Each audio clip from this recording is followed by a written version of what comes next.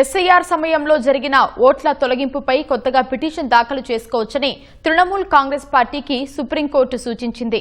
ఓట్ల తొలగింపు వల్ల పశ్చిమ బెంగాల్ ఎన్నికల ఫలితాలు ప్రభావితమయ్యాయని భావిస్తున్న వారు సంబంధిత విభాగాల్లో మళ్లీ పిటిషన్ దాఖలు చేసుకోవచ్చని పేర్కొంది. ఎస్ఐఆర్ ప్రక్రియలో అవకతవకలు జరిగాయని మమతా బెనర్జీ దాఖలు చేసిన పిటిషన్లతో సహా పలు ఇతర పిటిషన్లపై సుప్రీంకోర్టు విచారించింది. ఎస్ఐఆర్ పేరుతో జరిగిన ఓట్ల తొలగింపు ఎన్నికల ఫలితాలను తీవ్రంగా దెబ్బతీసిందని టీఎంసీ తరఫున న్యాయవాది కోర్టులో వాదించారు. బెంగాల్లో సుమారు 31 నియోజకవర్గాల్లో గెలుపు మెజారిటీ కంటే అక్కడ తొలగించిన ఓట్ల సంఖ్య ఎక్కువగా ఉందని ధర్మాసనం దృష్టికి తీసుకెళ్లారు.